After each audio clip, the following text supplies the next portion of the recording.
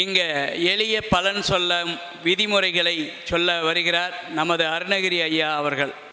அல்லல்போம் அல்வினைவோம் அன்ன வீட்டில் பிறந்த தொல்லைப்போன் போகாதுயிரம்போம் நல்ல குணமறிய மாமயிலை கோபுரத்தில் வீட்டிற்கும் செல்வ கணபதியை கைதலுதுகால் நந்தி முகந்தனை நாணக் கொழுந்தினை குந்தியின் வயிற்றடி போற்றுகின்றனே மாமரை தலைவாய் போற்றி மதிக்குடை விளக்கே போற்றி காமரன் திறன்முன்னோர் காண்பதற்கரியாய் போற்றி தாமரை தரித்தாய் போற்றி தரியாளார் ஏரியை போற்றி தோமாறு செல்வம் இந்த துஷ்டகளை அடக்கும் அஷ்டநாயகாய போற்றி.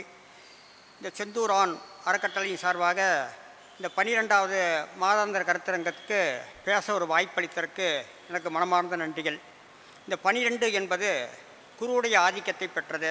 அதே போல் இந்த 12வது கருத்தரங்கத்திற்கும் எனக்கும் என்ன தொடர்புன்னு கேட்டிங்கன்னா, நான் பிறந்தது 21/10/1970. என்னுடைய டேட் ஆஃப் பர்த் என்னும் பிறப்பெண் விதி எண் ரெண்டுமே பிறப்பெண்ணும் 3 விதி என்னும் 3 அமைஞ்சது. அதே சமயம் என்னுடைய நட்சத்திரமும் புனர்பூச நட்சத்திரம்.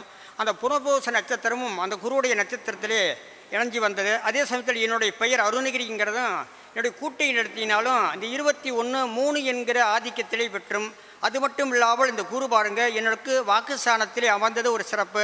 அதனால் இன்றைக்கி இந்த மேடையை எனக்கு கொடுத்தது இந்த பிரபஞ்சம் தான் கொடுத்ததுங்கிறது இந்த இடத்துல மனநிலையோடு நான் ஏற்றுக்கொள்கிறேன். அதே சமயத்தில் இன்றைக்கி நான் பேசியிருக்கிறது என்னென்னு கேட்டிங்கன்னா, பஞ்ச அங்கங்களுக்கும் பஞ்சாங்கத்திற்கும் என்ன தொடர்புங்கிறத பற்றி தான் இந்த இடத்துல சிறு விளக்கத்தை எனக்கு கொடுக்க வந்திருக்கிறேன். அதாவது அங்கங்கள் என்பது நாள், நட்சத்திரம், திதி, யோகம், கர்ணம், இது 5ம் சேர்ந்ததான் பஞ்ச அங்கமாக எடுத்துக்கொள்கிறோம். இது இந்த பஞ்ச அங்கங்களை நம்ம ஜோதிடத்தில் ஒவ்வொருடைய ஜாதகத்திலையும் எப்படி அதை பொருத்தி பார்க்கணுன்னு பார்த்தீங்கன்னா, ஒவ்வொருத்தரும் ஒவ்வொரு கிழமையில் பிறந்திருப்போம். அந்த கிழமைநாதனாகப்பட்டவன் நம்ம ராசி கட்டத்தில் ஒரு பாவத்தில் அமர்ந்திருப்பார். அந்த கிழமைநாதன் நம்ம எந்த கிழமையில் பிறந்தவோ அந்த கிழமைநாதனை எடுத்துக்கொண்டு அதே சமயத்தில் நம்ம எந்த கிழமையை இப்போ பிறந்திருக்கிறோமோ அந்த கிழமையும் அந்த கிழமைநாதனுக்கு தொடர்பை எடுத்து அதை இணைச்சி பார்க்கணும். இணைச்சி பார்க்கும்போது 6-8 வந்தால் இந்த இடத்துல எடுத்துக்கொள்ளக்கூடாது. உதாரணத்துக்கு என்னுடைய பிறந்த கிழமையை இந்த இடத்துல உங்களுக்கு உதாரணப்படுத்தி காட்டுறேன். நான் பிறந்தது பார்த்திங்கன்னா செவ்வாய்க்கிழமையில் தான். அந்த செவ்வாய்க்கிழமையில் பிறந்தாலும் அந்த கிழமைக்கான அதிபதினு வருகின்ற போது நம்ம இந்த இடத்துல குருவை எடுத்துக்கணும். அப்போ கிழமைநாதனாகி செவ்வாய்க்கு என்னுடைய குருவாகப்பட்டவர் என்னுடைய ஜாதக கட்டத்திலே கன்னியா லக்கணத்தில் செவ்வாயும் எனக்கு வாக்குஸ்தானத்தில் 2ஆம் இடத்திலே குரு அமர்ந்ததும் பார்த்தீங்கன்னா எனக்கு 2ஆம் இடத்திலே கொடுப்பனையாக இருந்ததுனால நான் பிறந்த கிழமை எனக்கு யோகமாக பெற்றது இந்த இடத்துல பதிவிட கடமைப்பட்டவனாக இருக்கிறேன். அதே மாதிரி நட்சத்திரத்திற்கும் திதி, யோக, கர்ணம் ஒவ்வொன்றுக்குமே இந்த விதிமுறையை நம்ம பொருத்தி பார்க்கணும். ஒவ்வொரு ஜோதிடர்களும் இந்த விதிகளை அவருக்குள் ஜாதகத்தை பொருத்தி பார்க்கணுங்கிறதான் இந்த இடத்துல முன்வைக்க வருது. அதே சமயம் என்னுடைய நட்சத்திர நாதனாக வரக்கூடியது யாருன்னு கேட்டிங்கன்னா குரு பகவான். நான் பிறந்த நட்சத்திரம் புனர்பூசம்.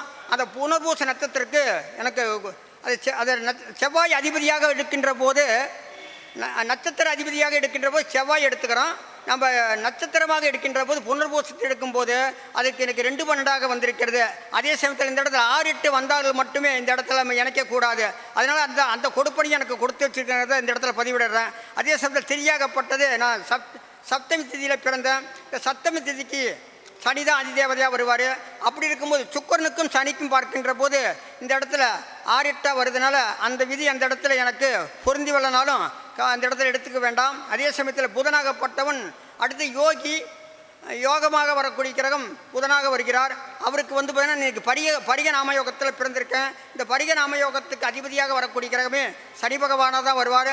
அந்த புதனும் சனியும் பார்த்தீங்கன்னாவே இந்த இடத்துல எனக்கு யோகாதிபதிகளாக இருந்து இந்த இடத்துல அவரும் நற்பலனை வாரி வழங்க இருக்கிறார். அதே சமயத்தில் கர்ணனாக வருகின்ற போது கர்ணத்தின் அதிபதி சனி பகவானாக வந்தாலும் நான் பத்திர கர்ணத்தில் பிறந்திருக்கும் போது பத்திர கர்ணத்தின் அதிதேவதை கேதாவாக எடுத்துக்கலாம். அவர் பார்த்திங்கன்னா 1-5-9 இணைஞ்சி இந்த இடத்துல அவரும் இந்த 5 விதிகளை பார்த்திங்கன்னா ஒவ்வொருடைய ஜாதகத்திலையும் இந்த 5 நிலையும் பொருத்தி பார்க்கணும்.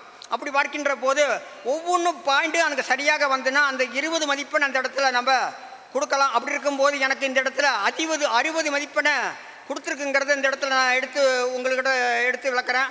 அதே சமயத்தில் பார்த்திங்கன்னா ஒவ்வொரு ஜாதகத்தையும் இந்த இடத்துல பார்க்கும்போது நம்ம ஜாதக பாவங்களை எப்படி எடுக்கணும்னு கேட்டிங்கன்னா 1-5-9 159 என்பது திரிகோண பாவங்கள், அதாவது மாற்ற முடியாத பாவங்கள் தான் 159. 1 என்பது ஜாதகரையும், 5ஆம் இடங்கிறது புத்திரஸ்தானத்தையும், 9ஆம் இடங்கிறது தகப்பனையும் குறிப்பிடக்கூடிய பாவம். இது பூர்வ ஜென்ம கர்மாவாக எடுத்துக்கொள்கின்ற பாவம். இது மாற்ற முடியாத பாவங்களாக இருக்கும். அதே சமயத்தில் கேந்திர பாவமாக வரக்கூடியது பார்த்திங்கன்னா 1, 4, 7, 10 இந்த பாவங்கள் வந்து பார்த்திங்கன்னா மாற்றக்கூடிய பாவங்களாக நம்ம நினச்சிக்கலாம். அதே சமயத்தில் இப்போ 1ஆம் பாவம் கேந்திரத்துக்கும் திரிகோணத்துக்கும் பொதுவான பாவமாக வந்தாலும் கூட 4ஆம் பாவங்கிறது ஒருத்தருக்கு சுபபாவமாகவும் பந்தத்தையும் சுகபோகம், வீடு வாசல், மனை வாசல் அனைத்தும் கொடுக்கக்கூடிய பாவம். நமக்கு அந்த பாவத்தை நம்ம எப்படி வேணுமாலும் ஒரு வீடுகளையோ ஒரு இல்லத்தையோ நம்ம எந்த முறையில் வேணுமாலும் நம்ம வசதிக்கு தகுந்த போல மாற்றி அமைத்து கொள்வதற்கு அந்த பாவங்கள் துணையாக இருப்பதனால் அது மாற்றக்கூடிய பாவமாக இருக்கிறது. அதே சமயத்தில் 7ஆம் பாவமாக இருக்கின்ற போது கூட்டாளி, நண்பர்கள், பொதுமக்கள், வாடிக்கையாளர்கள், ரெகுலர் கஸ்டமர், வாடிக்கையாளர், லைஃப் பார்ட்னர், தொழில் பார்ட்னர் எல்லாமே வரும். அது வந்து பார்த்திங்கன்னா ஒரு தொழிலை நம்ம அந்த இடத்துல பார்ட்னரை சரியாக ஒத்துழைப்பு கொடுக்கவில்லை என்றால் அந்த பாவத்தை நம்ம மாற்றி அமைத்துக் கொள்ளலாம் என்பது தான் அந்த பாவங்கள் அந்த இடத்தில் எடுத்து நமக்கு கொடுக்கப்படுகிறது. அதே மாதிரி 10ஆம் பாவமாக வருவது கர்ம பாவமாகவும் தொழில் பாவமாகவும் ஜீவனமாகவும் எடுத்துக்கொள்கின்றோம். ஒருத்தருக்கு அந்த 10ஆம் அதிபதி வறுப்பலை என்றால் அந்த தொழில் முடக்கங்கள் ஏற்படுகின்ற போது ஒரு தொழிலை விட்டு இன்னொரு தொழிலுக்கு அவருக்கு செல்லுகின்ற நிலையும் அந்த இடத்துல அந்த பாவங்கள் கொடுக்கிறது. இப்போ இந்த இடத்துல பார்த்திங்கன்னா சந்திரையா திக்பலத்தை பற்றி எடுத்து சொன்னார். இந்த லக்கணம் என்பது புதனுக்கும் குருவுக்குமே திக்பலம் அடையக்கூடிய நிலையில் தான் வரும். அதே சமயத்தில் அந்த பாவங்களிலே ஒரு கிரகங்கள் அமர்ந்தால் அது யோகமாகவே செயல்படும். இப்போ உதாரணத்துக்கு எனக்கு கன்னியா லக்கணத்திலே புதன் வந்து பார்த்திங்கன்னா 6 நிலை பெற்றிருக்கிறார். ஆட்சி, உச்சம், மூலத்திருகோணம், வர்க்கோத்திரம், சாணபலம், திக்பலம், இந்த எந்த ஒரு கிரகமுமே ஒரு ஜாதகத்தில் 6 நிலை பெறுவதில்லை. இந்த ஜோதிடத்திற்கும் எனக்கும் வந்ததற்கு காரணம் கேட்டினா எனக்கு புதன் இந்த இடத்துல 6 நிலை பெற்றது தான் இந்த ஜோதிடத்திற்கும் எனக்கும் அது தொடர்பு என்பது இந்த இடத்துல உங்களிடத்தில் வலியுறுத்தி சொல்கிறேன். அதே சமயத்தில் வந்து பார்த்திங்கன்னா அந்த 7ஆம் பாவத்திலே சனி பகவானும் ராகிகேதும் தான் திக்பலம் அடைவார்கள். அதனால தான் காலபுருஷ தத்துவத்திற்கு 7ஆம் இடத்திலே சனி நீதி தேவனாக இருந்து உச்சத் பலனையும் பெற்று அந்த இடத்துல திக்பலமும் வைக்கின்றார். அதே சமயத்தில் பார்த்திங்கன்னா 4ஆம் இடங்கிறது சுக்கரனுக்கும் சந்திரனுக்கும் திக்பலம் அடையக்கூடிய வீடு. அதனால தான் சந்திர பகவான் அந்த இடத்தில் ஆட்சி பலத்தையும் பெற்று தன்னுடைய திக்பலத்தையும் தக்க வைத்துக் கொள்கிறார். இப்போ 10ஆம் இடத்துல பாருங்கள், இந்த சூரியனும் செவ்வாயும் தான் 10ஆம் இடத்தில் திக்பலம் அடையக்கூடிய 10ஆம் இடத்திற்கும் அந்த சூரியன் செவ்வாய்க்கும் என்ன தொடர்புன்னு கேட்டிங்கன்னா ஒரு தொழிலை நிர்வாகம் செய்வதற்கான ஆண் கிரகமாக 2 கிரகங்கள் அந்த இடத்தில் அங்க வைக்கக்கூடிய கிரகங்கள் செவ்வாயும் சூரியனும் தான். அதனால தான் 10ஆம் இடத்திலே ஒரு பதவி, புகழ், அந்தஸ்து, கௌரவம் அனைத்து வேண்டுமென்றால் சூரியனும் செவ்வாயுடைய ஆதரவும் சப்போர்ட்டும் இல்லை என்றால் அந்த இடத்துல அங்க வைக்க முடியாது. அதனால தான் செவ்வாயும் சூரியனுமே அந்த இடத்துல திக்பலமாக இருந்து அரசு அங்கம் வைக்கக்கூடிய ஆண் கிரகமாகவும் அந்த இடத்துல 2மே அந்த இடத்துல தீர்மானிக்கப்படுகிறது. இப்போ 4ஆம் இடம் எடுத்தோம்னா பந்தம், குடும்பம், உறவுகள் என்று சொல்லக்கூடிய இடத்துல தாய்மை பெற்ற கிரகமாகிய சந்திரனும் சுக்கிரனும் அந்த இடத்தில் திக்பலம் அடைகின்ற காரணம் ஒரு குடும்ப பொறுப்பை, நிர்வாகத்தை, கண்ட்ரோலை இயக்கக்கூடிய கிரகம் 2 பெண் கிரகங்கள் தான்.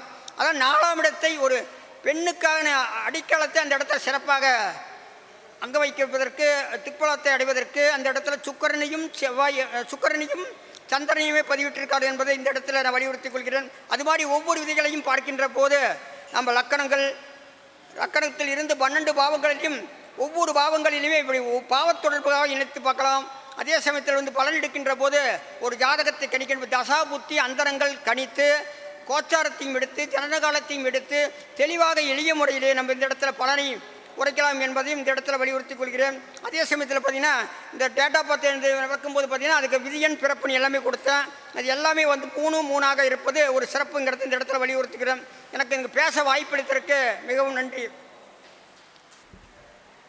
செந்தூரான் ஜோதிட அறக்கட்டளையின் 12வது மாதாந்திர ஜோதிட கருத்தரங்கத்தில் சிறப்பாக பேசிய அருணகிரி ஐயா அவர்களுக்கு இப்பொழுது மரியாதை செய்யப்படுகிறது.